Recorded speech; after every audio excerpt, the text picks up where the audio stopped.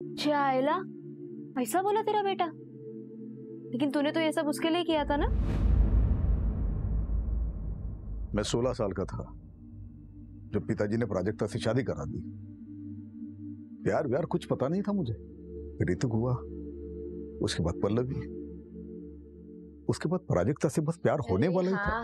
हाँ, सब जानती हूँ। मैडम को कैंसर हो गया, मैडम चल बसी, फिर उसके बाद तुमने दूसरी शादी की, तुम्हारी दूसरी बीवी भी भाग गई। 10 बार सुन चुकी हूँ ये स्टोरी। मेरी मानो, तुम ना अभी ये सब चीज के बारे में सोचना छोड़ दो और अपने ये नालायक बच्चों से ना जितना हो सके उतना दूर रहो। टाइम वेस्ट मत करो उनके पीछे। ले, तुम्हारे छोटे भाई का फोन है। ये ना सबसे बड़ा वाला गिद्ध है, मैं बता रही। हाँ बोल अविनाश। हाँ नरेश भैया, कैसे हैं? मैं ठीक हूँ। पार्थ कैसा है? हाँ अच्छा है, एग्जाम देने गया है। अच्छा मैं क्या कह रहा था भैया, वो आपकी बीपी की दवा है ना? हाँ है। अच्छा वो कोलेस्ट्रॉल वाली? हाँ है, सब कुछ है। अच्छा भैया मैं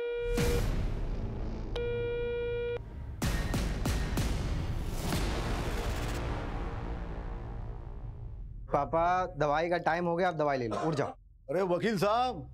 नमस्ते अंकल। नमस्ते नमस्ते। अरे कैसी है तबीयत? अरे भाई तेरे जैसा वकील ऐसे बीमार पड़ा रहेगा तो तेरे क्लाइंट को तो जज फांसी पे चढ़ा देगा। अरे नरेश तू भी। अरे आशीष बेटा, तो अंकल के लिए 2 चाय लेकर आ।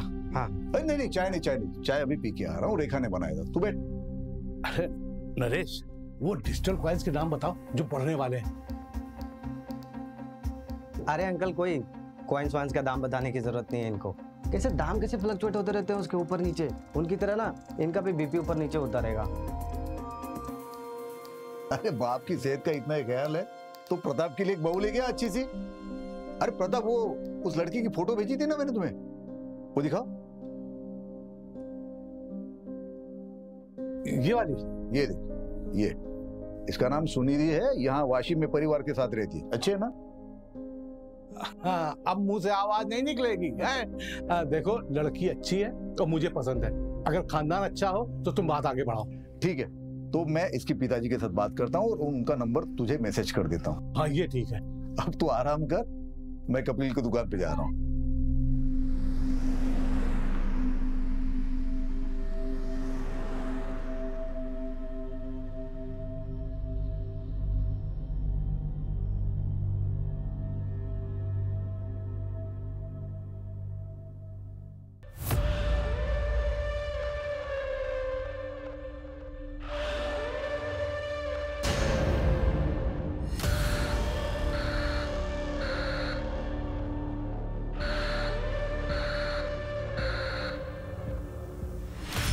कपिल भाई, मैंने सुना दाल के भाव फिर से बढ़ गए। अरे नरेश भाई, इस बार महंगाई आसमान छूके रहेगी। Hello uncle. हेलो बेटा। आप मेरी डॉल लाए? तुम्हारी डॉल? हाँ लाया हूँ ना, घर पे रखी है। लेकिन वो डॉल तुम्हें तब मिलेगी जब तुम्हें 10 में से 10 मार्क्स आएंगे। ओह नो, 9 मार्क्स नहीं चलेंगे? ओह नो, 9 मार्क्स क्यों? वो मेरे को एक सवाल का जवाब नहीं आ रहा था ना। अरे बाप रे, फिर तो बड़ी प्रॉब्लम हो जाएगी कपिल भाई। कपिल भाई, आपकी बेटी तो आपसे भी होशियार है। अच्छा नरेश भाई, आपके हुए 2749 रुपए। ये 3000। छुट्टे मैं बाद में देता हूँ। ठीक है। Bye uncle. बाय बेटा। चल आजा, इसका हिसाब करके बता। पापा थोड़ी जल्दी चालू कीजिए ना फैमिली मीटिंग। आप तो जानते हैं ना अमेरिका में टाइम की कितनी वैल्यू है। सब लोग ध्यान से सुनो, मैं अपनी सारी प्रॉपर्टी रेखा के नाम कर रहा हूँ। क्या? इस धंधे वाली के नाम? भैया आप पागल हो गए? इस घर पर मेरा भी अधिकार है। पापा सोच समझ के फैसला करिए। ये रेखा आपसे प्यार व्यार नहीं करती है। अगर आपने इसके नाम प्रॉपर्टी कर दी उसके बाद क्या? ये आपके साथ कुछ भी कर देगी पापा। पापा इससे अच्छा तो ना आप किसी और को डोनेट कर दीजिए प्रॉपर्टी। तुम लोगों की तरह नहीं हूँ मैं, समझी ना? इनसे प्यार करती हूँ और इनकी इज्जत भी करती हूँ। हम लोग मर गए हैं क्या? हमारा हक है इस प्रॉपर्टी पे। और ये कौन है जिसके नाम पे आप सब कुछ कर रहे हैं? ये तुम्हारी होने वाली माँ है। शादी कर रहा हूं मैं इससे। तुम लोगों के होने ना होने से मुझे कोई फर्क नहीं पड़ता। क्योंकि तुम लोगों में से कोई भी मुझे पूछता तक नहीं है। एक रेखा ही है जो हर वक्त हर दम मेरा ख्याल रखती है। छोड़िए ना, आप इन लोगों के चक्कर में अपना बीपी मत बढ़ाइए। ये लोग तो गैरों से भी बदतर है। आप चलिए। गैर तो तू है इस घर में, अपनी हद में रह। तमीज से, होने वाली माँ हूं तुम्हारी और तुम्हारी भाभी। निकलो, तुम लोग निकलो यहाँ से, निकलो जल्दी, निकलो यहाँ से।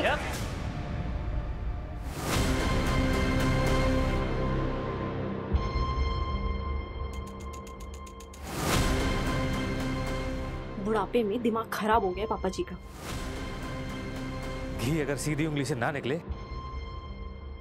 तो उंगली टेढ़ी करनी पड़ती है।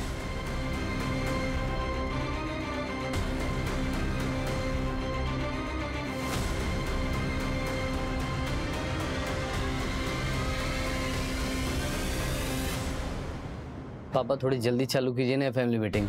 आप तो जानते हैं ना अमेरिका में टाइम की कितनी वैल्यू है। सारा प्लान वेस्ट हो गया।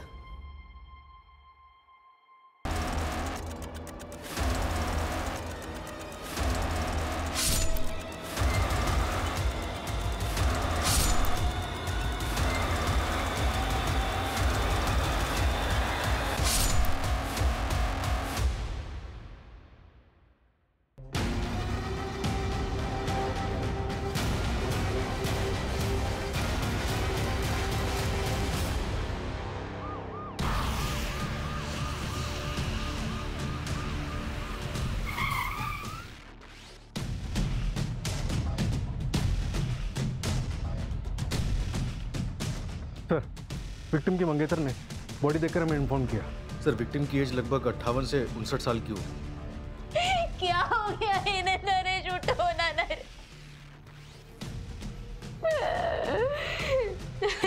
उठो ना, नरेश।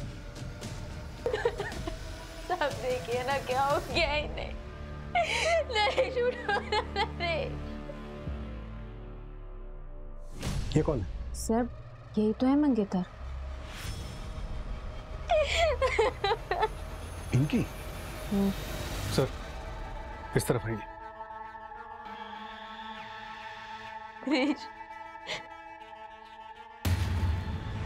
सर, ये देखिए, विक्टिम को यहाँ पे स्टैब किया गया। यहाँ से उसने भागने की कोशिश की और बाहर हॉल में उसे मारा गया। विक्टिम का नाम नरेश देशमुख है, अकेला रहता था। फैमिली, एक बेटी है जो यहीं कमलाबाद में रहती है, बेटा यूएस में रहता है और एक छोटा भाई है जो यशवंत कॉलोनी में रहता है। सबको इन्फॉर्म कर दिया है सर।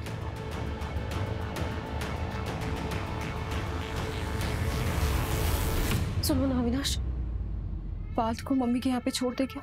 परी, इतना पैनिक मत हो, नहीं तो सब गड़बड़ हो जाएगा। मैं बोल रहा हूँ ना, कुछ नहीं होगा। कैसे कुछ नहीं होगा? आज नहीं तो कल पुलिस घर पे आएगी ना। देखो, जब पुलिस घर पर आएगी तो हम वैसा ही करेंगे जैसा हमने प्लान किया। तुम अगर इतना घबराओगी तो सब गड़बड़ हो जाएगा।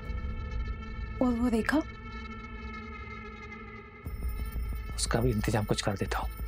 अच्छा सुनो, मैं लेट हो रहा हूँ, पल्लवी आ गई हुई, मैं जाता हूँ, ध्यान रखना।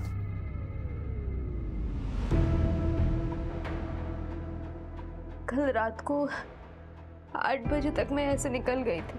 बाद में फोन पे बात भी हुई हमारी। तब मुझसे कहा कि मैं सोने जा रहा हूँ। सुबह नाश्ता लेके आई तो देखा कि दरवाजा खुला हुआ था। अंदर आई तो नरेश। बस देखा। अच्छा ये बताओ कि घर से कुछ चोरी हुआ है? मंगेतर मरा है मेरा और आपको चोरी की पड़ी है। देखो, हमें ये सब जानना जरूरी है क्योंकि इन्वेस्टिगेशन उसी हिसाब से होगी। तो सब आज ही करना है आपको। मंजू, पंचनामा करके बॉडी को तुरंत पोस्टमार्टम के लिए भिजवाओ। Okay sir. जैसे ही फैमिली से कांटेक्ट होता है थाने बुलाओ।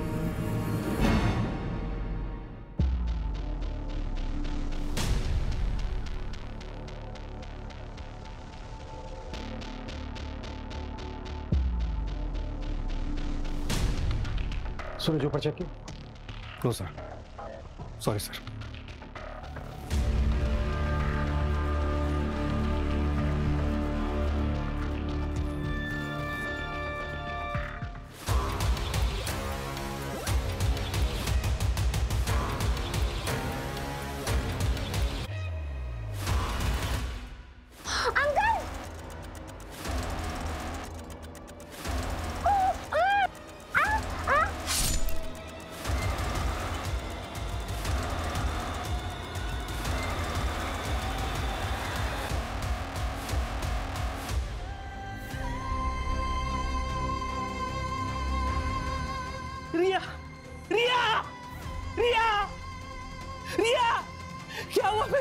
को। रिया!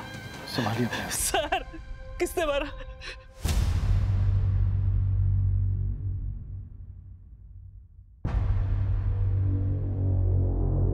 रिया। नरेश भाई रिया के लिए एक पिता की तरह थे। वो उसे ट्यूशन पढ़ाते थे। कई बार वो पढ़ते पढ़ते वही सो जाती थी। कल भी रिया गई थी ट्यूशन पढ़ने उनसे? नहीं, मैंने उसे नरेश भाई के छुट्टे पैसे लौटाने भेजा था। क्यों क्यों भेजा? संभालिए अपने आप को। तो जब रिया वापस नहीं आई तो आप उसे नरेश जी के घर देखने नहीं गए? मैं दुकान पे था देर रात तक। हमेशा की तरह मुझे लगा शायद वो वहीं सो गई होगी। मुझे जाना चाहिए था, मेरी बच्ची बच जाती।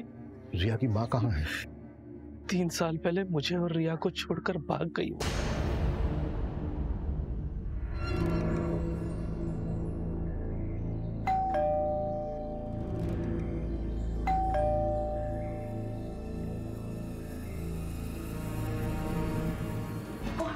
अरे हेलो, कहाँ अंदर घुसे जा रहे हो?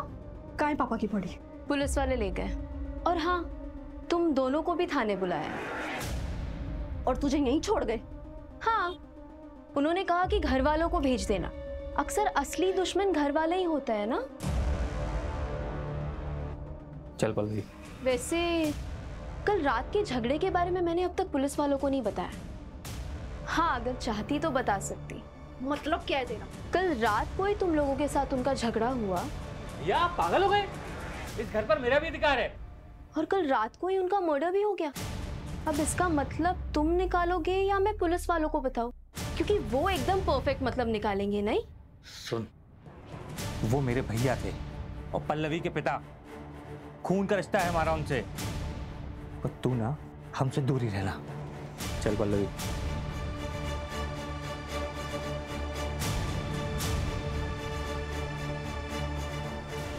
कई बार खून के रिश्तेदारों से ज्यादा पराये लोग अपने हो जाते हैं ना माँ। कोई अपना अपना नहीं होता, सब पैसों के रिश्तेदार है। पैसा है बच्चे अपने, पैसा है रिश्तेदार अपने। पैसा खत्म, रिश्ता खत्म। तू क्यों फिक्र कर रहा है? तेरे पास तो इतना सारा पैसा है। तेरी गाड़ी आई? अरे नहीं माँ, इस उम्र में गाड़ी लेके क्या करूंगा। मैं सोच रहा हूँ पल्लवी को गाड़ी लेके दे दूं। वो बेचारी स्कूटी से जाती है कॉलेज। कितनी बार समझाया तुझे, पर तू नहीं समझता। लुटा दे अपनी सारी दौलत अपने नालायक रिश्तेदारों पे, लेकिन जब तू मरेगा ना, तेरे कफन के लिए किसी के पास से पैसा भी नहीं निकलेगा। तो तू दे दे ना कफन। हाँ, दे दूंगी ना। ये चादर तूने ही दी है ना, यही दे दूंगी। शहर में हुए डबल मर्डर ने पूरे खोपोली के लोगों को सकते में डाल दिया है। इस चौंका देने वाले मर्डर ने एक बार फिर से पुलिस प्रशासन पे सवाल उठाया है। क्या शहर के लोग सेफ हैं? देखिए, बॉडी पोस्टमार्टम के लिए भेजी गई है। 24 घंटे बाद आपको दे देंगे। पापा तो बहुत अच्छे आदमी थे, भला उन्हें ऐसे कोई क्यों मारेगा? क्यों झूठ बोल रही है पल्लवी? सर मैं आपको बताता हूँ, दरअसल भैया एक नंबर के अड़ियल इंसान थे। भाभी के जाने के बाद उन्होंने ऋतिक को अमेरिका भेज दिया, तो जिससे उनकी अय्यासी चलती रहे। सर आप देखना, पीएम की रिपोर्ट आने वाली है, उसमें पक्का उनको एड्स निकलेगा। चाचू, आप ये क्या कह रहे हैं? हाँ तो झूठ क्या बोल रहा हूँ, जो सच है वही बता रहा हूँ।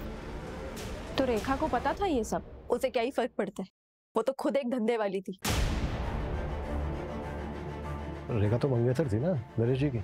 हाँ, दिमाग खराब हो गया था पापा का। कल रात आप लोग कहाँ थे? अपने घर पे पापा से मिलने गए थे, फिर सब अपने अपने घर आ गए। सब एक साथ मिलने गए थे, जाहिर सी बात है कोई खास वजह होगी। कल रात पापा अपने प्रॉपर्टी का बंटवारा करने वाले थे। तो हो गया बंटवारा? मैं अपनी सारी प्रॉपर्टी रेखा के नाम कर रहा हूँ। भैया आप पागल हो गए? निकलो यहाँ से। नहीं नहीं सर, बस कैजुअल डिस्कशन हुआ और कुछ नहीं।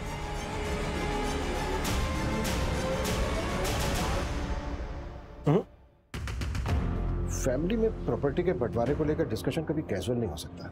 सूरज, फैमिली के सभी मेंबर्स की डिटेल निकालो और नरेश के बैंक डिटेल्स भी। सर मैंने बैंक डिटेल्स चेक की थी, उसमें कुछ भी नहीं निकला। सर, वो नौटंकी रेखा, वो कल रात भी एक कस्टमर के पास गई थी।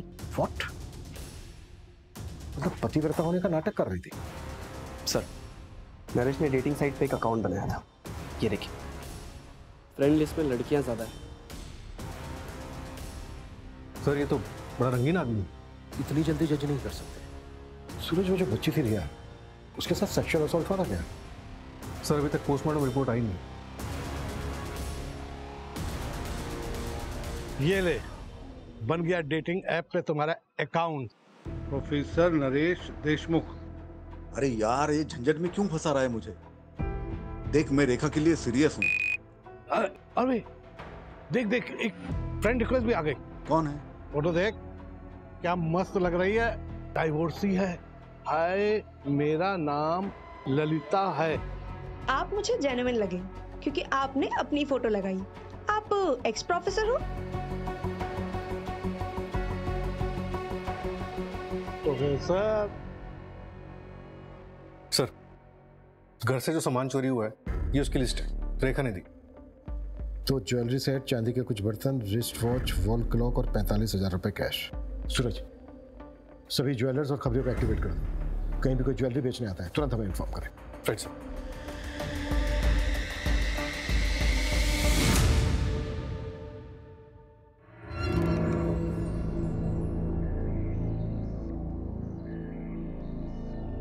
सर, कपिल की बीवी नीतू के बारे में पता किया मैंने। रत्नागिरी से है। वहाँ उसका मायका भी है और 8 महीने से वहाँ वो किसी आदमी के साथ रह रही है।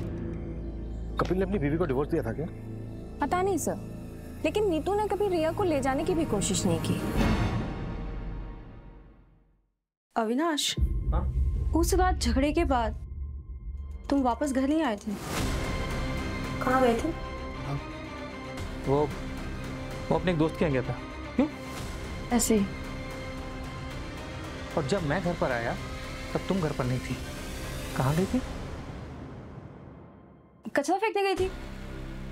फालतू के सवाल में पूछा करो मुझसे।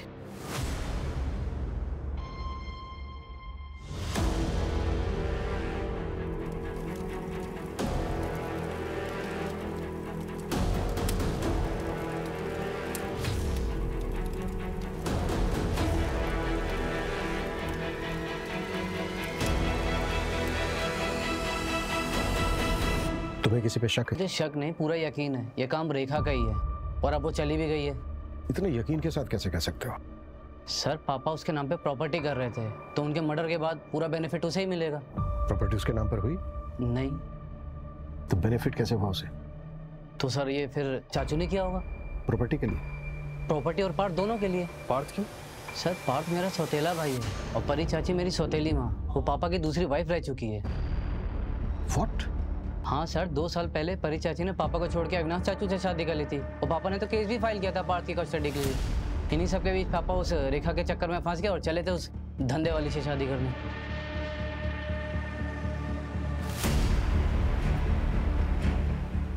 तुम इंडिया कब आए? कल ही आया था। समय जाओ।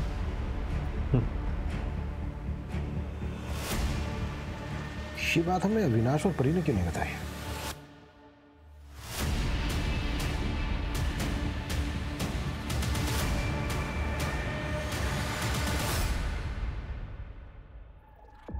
सर, रेखा की माँ बीमार है इसलिए वो गांव गई थी। रेखा की माँ है भी या नहीं? सर, पोस्टमार्टम रिपोर्ट आ गई है। नरेश की मौत 31 मार्च की रात को 9 से 1 के बीच में हुई थी। काफी स्ट्रगल हुआ और घर के मेन डोर पर कोई फोर्सेंटी के निशान नहीं थे। शायद कातिल नरेश के जानने वाला था। कॉल रिकॉर्ड्स और फोन लोकेशन कब तक आ गई? कल तक आ जाएगी सर। रिया की पोस्टमार्टम रिपोर्ट का क्या हुआ? सर ये देखिए, सेक्सुअल असॉल्ट इनकंक्लूसिव है। रिया की मौत रात को 9 से 12 के बीच में हुई थी। हो सकता है रिया को नरेश से पहले मारा गया, लेकिन डिफरेंस सिर्फ 1 घंटे का है। तो क्या मेन टारगेट रिया थी?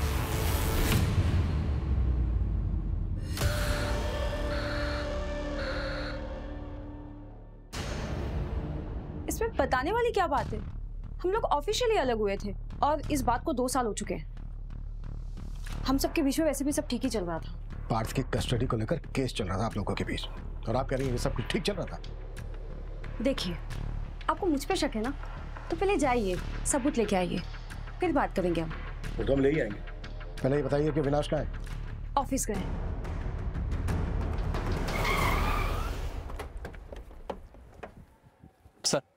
नरेश की सीडीआर में किसी ललिता चौहान नाम की लड़की का नंबर मिला है। काफी बातें होती रहती थी उससे।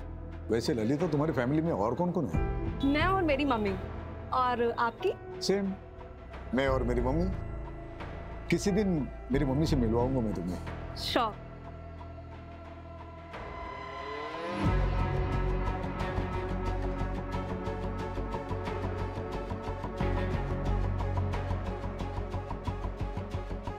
देखो ललिता, मुझे गलत मत समझना, मैं एक दोस्त की तरह मिलने आया हूँ तुम्हें। और ये ऐप पे जो अकाउंट है ना, वो मैंने नहीं बनाया था, मेरे दोस्त ने बनाया था मेरे नाम से।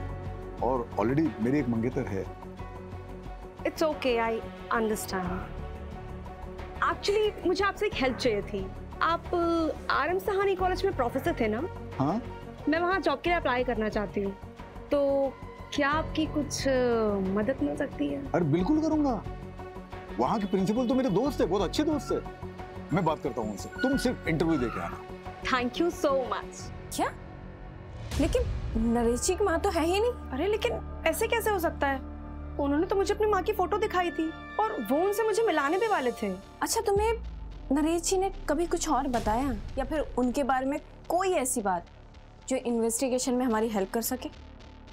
पता नहीं आपके लिए कितना हेल्पफुल होगा, पर नरेश जी ने बताया था कि उनका एक भाई है। क्या नाम है उसका? हाँ, अविनाश। वो थोड़े अजीब हैं, अडल्ट साइट्स और डार्क वेब देखने के आदी हैं।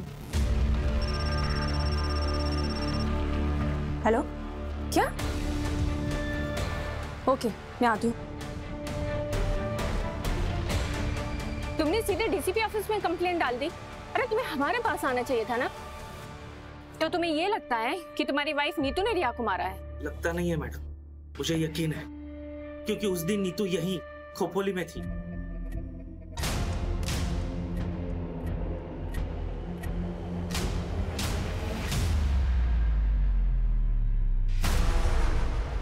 तो तुमने हमें ये सब पहले क्यों नहीं बताया था? बेटी की लाश हाथों में थी मैडम, मेरा दिमाग सुन हो गया। तो जब याद आया था तब पुलिस स्टेशन आना चाहिए था ना। तुम तो पहुंच गए सीधे DCP ऑफिस। हम गरीबों की कौन सुनता है मैडम? और मैं देख रहा हूँ आप लोग सिर्फ नरेश भाई के मर्डर की जांच कर रहे हैं।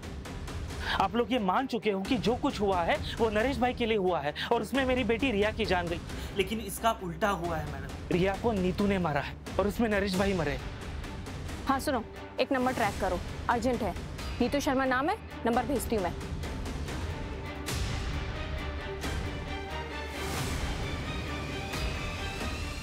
चलो सर, मैंने नरेश की पिछले 2 साल की सीडीआर स्टडी की तो एक बात पता चली। नरेश का एक नेबर है प्रताप वर्मा, उससे काफी बातें होती थी उसकी। और सर सीडीआर में एक और बात पता चली, ये नरेश की फैमिली उससे 1 साल पहले ही टच में आई है। 1 साल पहले तक तो किसी को नरेश से कोई मतलब नहीं था। पर ये 1 साल पहले अचानक से नरेश की जिंदगी में ऐसा क्या हुआ कि सबको उसके प्रति प्यार जाग गया? anyway, नरेश की माँ का कुछ पता चला? अभी तक नहीं सर, मैंने फैमिली से पूछताछ की, उनका कहना है कि 20 साल पहले उसकी माँ मर गई थी। तो फिर नरेश ने अपनी माँ बताकर ललिता को फोटो किसकी दिखाई?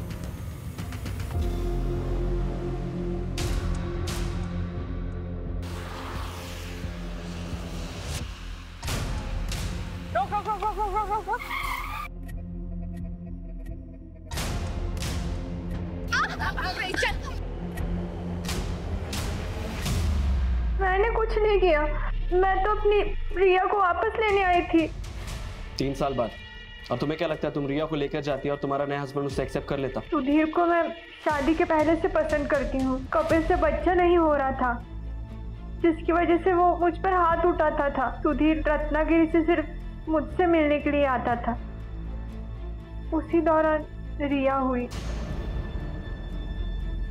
तो क्या रिया तुम्हारे और सुधीर की बेटी है? हाँ। ये बात कपिल को पता है? पता नहीं, पर रिया से मेरी फोन पर बातें होती रहती थी। उसने बताया पिछले महीने कपिल ने उसका ब्लड टेस्ट करवाया था। सर, मैंने रिकॉर्ड चेक करवाए हैं। 3 हफ्ते पहले कपिल ने अपना और रिया का DNA टेस्ट करवाया था, जिसमें ये कंफर्म हुआ है कि कपिल रिया का फादर नहीं है। What? कपिल को उठाओ और तब तक नरेश के मोहल्ले में जाकर ये पता करो कि नरेश कैसा आदमी था। नरेश को इन्वेस्टमेंट का बहुत अच्छा नॉलेज था। वो डिजिटल कॉइन्स के नाम बताओ जो बढ़ने वाले हैं। अरे अंकल, कोई कॉइन्स वाइन्स का दाम बताने की जरूरत नहीं है इनको। नरेश ने 2014 में डिजिटल कॉइन्स में 3 लाख रुपए इन्वेस्ट किए थे और अभी 2021 में उसने उन्हीं कॉइन्स को बेचा 34 करोड़ रुपए में। 34 करोड़?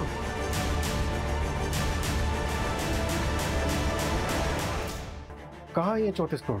हमने तो उनका बैंक अकाउंट चेक किया था, उसमें तो कुछ भी नहीं मिला। अबे 34 करोड़ कहाँ है ये तो मुझे नहीं पता, लेकिन ये नरेश के रिश्तेदार जो उसके पीछे दुम हिलाते घूम रहे हैं वो सिर्फ उस 34 करोड़ के लिए। 34 करोड़ ना नरेश के बैंक अकाउंट में है और ना ही उतना पैसा उसके घर में मिला। हाँ सर, पूरे 34 करोड़ रुपए गायब है।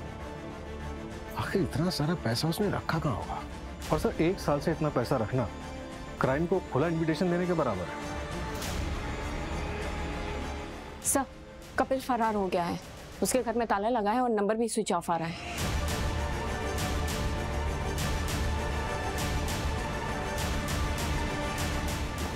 सर, ललिता सही बोल रही थी। मैंने नरेश के ऑनलाइन ड्राइव से ये फोटो रिकवर किया है। पता करो कौन है ये। Yes sir.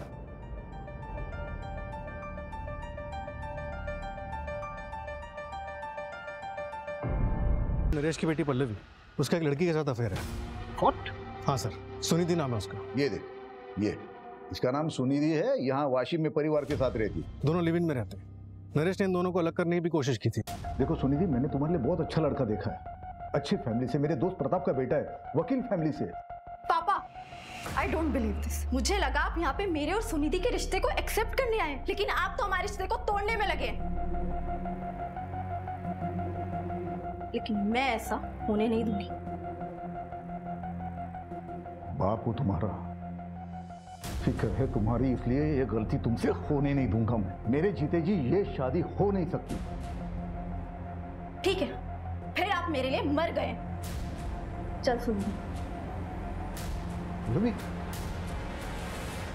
यार नरेश अंकल ने पापा को फिर से फोन किया था। लड़के वालों को ये रिश्ता मंजूर है, उन्होंने मुझे लड़का देखने के लिए बुलाया है। तू फिक्र मत कर, मैं हमारे बीच किसी को भी नहीं आने दूंगी, किसी को भी नहीं। सर, अविनाश के सीडीआर के मुताबिक 31 मार्च की रात को उसका फोन रात 9 बजे से 12 बजे तक बंद था। 9 से 12 के बीच में फोन बंद था। नरेश और रिया का मर्डर भी इसी बीच में हुआ। मतलब पॉसिबल है कि उस रात को अपने घर गए ही ना हो। उस रात झगड़े के बाद तुम वापस घर नहीं आए थे, कहाँ गए थे? सूरज, अविनाश को उठा लो। और रेखा का क्या हुआ? उसकी माँ है? नहीं है सर, 6 साल पहले गुजर गई और अब रेखा का फोन भी बंद आ रहा है। उसके पास 3 नंबर हैं, तीनों ट्रैकिंग पे डाले, लेकिन तीनों के तीनों बंद हैं। कहीं ऐसा तो नहीं है कि रेखा ने ही नरेश का मर्डर किया और उसका सारा पैसा लेकर फुर्र हो गई? शतरंज के खेल में रानी सबसे ज्यादा चालबाज होती है। सूरज, अपने सारे खबरों को एक्टिव कर दो, जितनी फोर्स चाहिए लगा दो, लेकिन रेखा मुझे जल्द से जल्द लॉकअप में चाहिए। अविनाश को तुरंत अरेस्ट करो, इससे पहले कि वो भी हमारे हाथ से निकल जाए। वो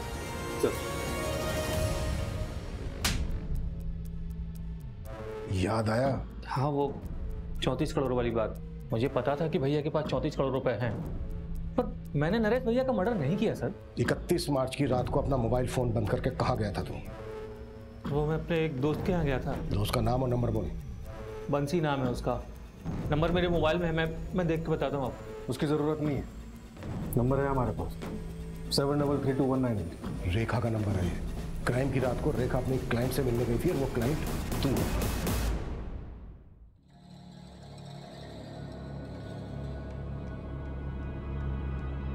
क्या रेखा, इतना बड़ा हाथ मार लिया फिर भी चिंदीगिरी करने आ गई? राजा, तू ना मेरा कस्टमर है और अब तक करोड़पति बनी नहीं हूं मैं। आज जब बन जाऊंगी तब सोच लूंगी ना। चल, टाइम खोटी मत कर, जो करना है वो जल्दी कर। रेखा और तू दोनों नरेश से जुड़े हुए थे और क्राइम की रात को तुम दोनों साथ में थे। ये बात छिपाई क्यों हमसे? सर, माना कि ये बात मैंने आपसे छुपाई, पर अब तो आपको पता चल गई ना। हाँ, मैं एक अनलॉयल हस्बैंड हूँ, धोखेबाज भाई हूँ, पर इससे ये साबित नहीं होता कि मैंने नरेश भैया का मर्डर किया है। क्राइम वाली रात को तू होटल से 1 घंटा पहले निकला था, कहाँ गया था? सर, एक मिनट। सर, जैसे ललिता ने कहा था, मैंने अविनाश की सर्च हिस्ट्री कंगाली। अविनाश डल साइट्स और डार्क वेब देखने के आदी हैं। मुझे कुछ मिला नहीं, तो मैं रैंडमली डार्क वेब पे सर्च कर रहा था, तो मुझे ये वीडियो मिला।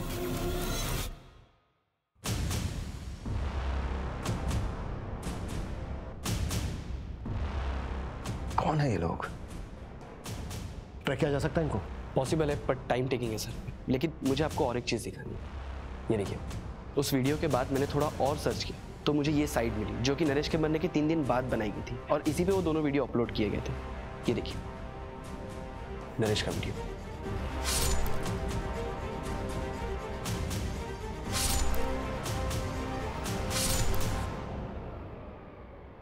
नरेश का मर्डर रिकॉर्ड किया गया।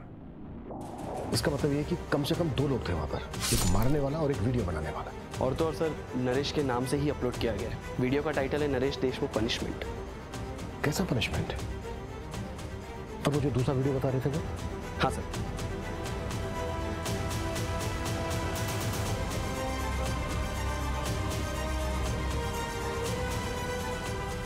मंजू, ये वही लड़की है ना जिसके साथ नरेश चैट करता था? हाँ सर, ललिता, और इससे मैंने बात भी की थी। विपुल, ये वीडियो जिसने अपलोड किया है उसको ट्रैक करने की कोशिश करो। ये बंदा जल्द से जल्द चाहिए मुझे। Okay sir. मेरा नाम कपिल गुप्ता है। मैं खोपोली, महाराष्ट्र का रहने वाला हूँ। मुझे आप लोगों से एक जरूरी बात कहनी है। सर, अपलोडर का आईपी एड्रेस ट्रैक हो गया है। ये देखिए, ये वीडियो आज सुबह ही अपलोड हुई है। धोखेबाज की तलाश जारी है। अगर आपको भी किसी ने धोखा दिया है तो उसका प्रोफाइल हमें भेजिए, उसकी सजा हम तय करेंगे। ये तो खुलेआम सुपारी उठा रहा है। नहीं सर, हर कोई डार्क वेब एक्सेस नहीं कर सकता। आईपी एड्रेस क्या है? शॉकिंग है सर, ये देखिए। ये मास्क तुम्हारे घर से मिला है, और डार्क वेब का जो आईपी एड्रेस है वो तुम्हारे फोन का है।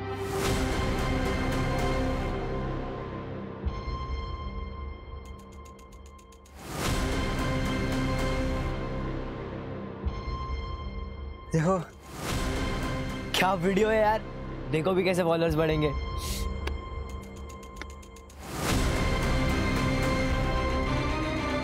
सर, हम लोग सिर्फ फेक मर्डर सीन शूट करते थे वायरल होने के लिए। हमने नरेश का मर्डर नहीं किया है। तो तुम अपने फादर को उनके नाम से बुलाते हो? मेरा कोई बाप नहीं है, सिर्फ एक माँ है। इस लड़की के साथ क्या किया? कौन है ये? हम नहीं जानते। ये बच्चे नरेश का मर्डर करेंगे मुझे नहीं लगता। नरेश का मर्डर बहुत ही ब्रूटली हुआ है, इनके बस की बात नहीं है। सर, वो बूढ़ी औरत, उसको ट्रेस कर लिया है, लोकेशन मिल गई उसकी। गुड। कपिल की लोकेशन मिली? नहीं सर, कपिल अभी भी फरार है। चलो तब तक बूढ़ी औरत से मिलते हैं। Okay sir. सर, उस बूढ़ी औरत को ओल्ड पुणे हाईवे पे देखा गया है।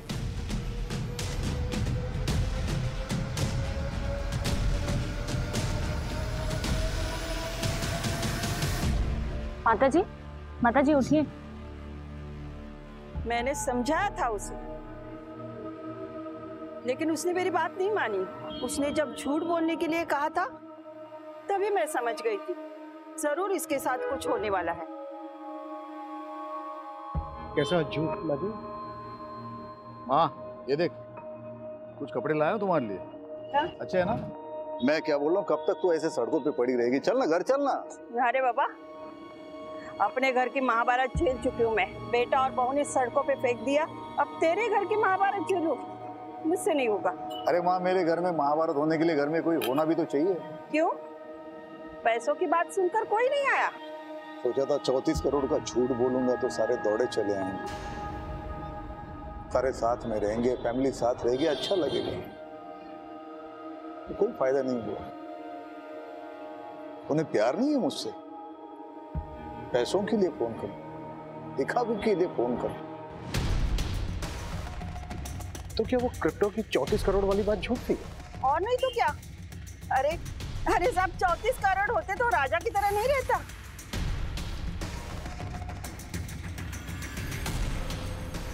आखिर किलर आया किसके लिए? रिया के लिए या फिर नरेश के? मंजू, जो दूसरा अपलोडर था उसकी कोई अपडेट? ललिता की लोकेशन डिटेल्स चेक कर रहे हैं।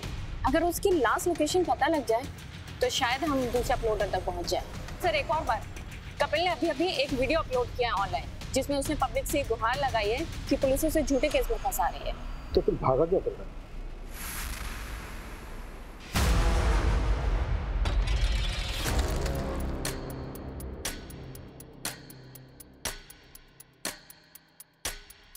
रिया, ये ले, ये नरेश अंकल को पैसे लौटा दे। अभी? हाँ अभी, और वहीं पे सो जाना। बाबा मुझे आपके साथ रहना है। बोला ना तुझे एक बार, समझ में नहीं आता, जा।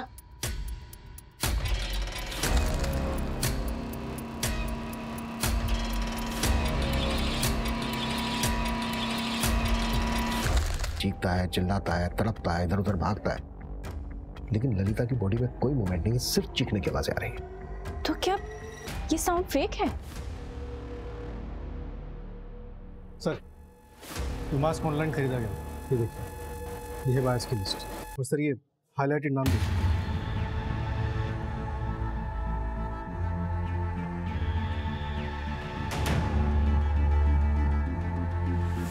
मंजू, लोकेशन ट्रैक हो गई है, मैंने तुम्हें डिटेल्स भेज दी।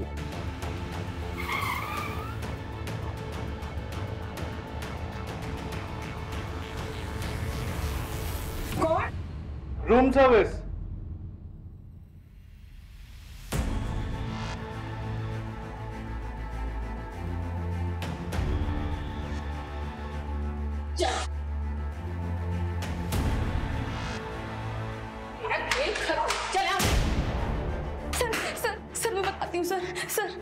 सर मैं एक एक्टर हूँ, मराठी सीरियल में छोटे मोटे रोल प्ले करती हूँ। उसने मुझे बोला एक रोल प्ले करना है, सुन के मैंने शुरुआत में मना कर दिया सर, शपथ, पर फिर घर का रेंट और खर्चे तो मैंने कर लिया सर।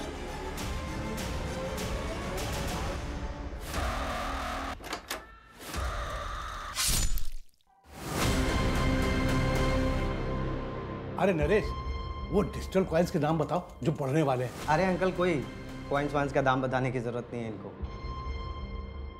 अंकल!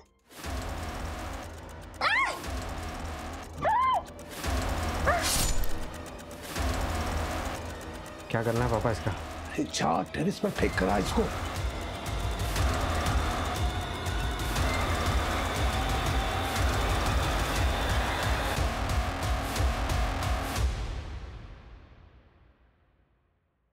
नरेश के भरोसे का खूब फायदा उठाया तुम लोगों ने। धोखा तो उसने दिया था मुझे। डिजिटल कॉइन में इन्वेस्ट करके उसने 34 करोड़ रुपए बना लिए और मुझे गलत कॉइन बता दिया। चलता था मुझसे कि कहीं मैं अमीर ना हो जाऊं। अरे किसी काम के लिए उससे कुछ पैसे मांगे तो मना कर दिया उसने मुंह पे।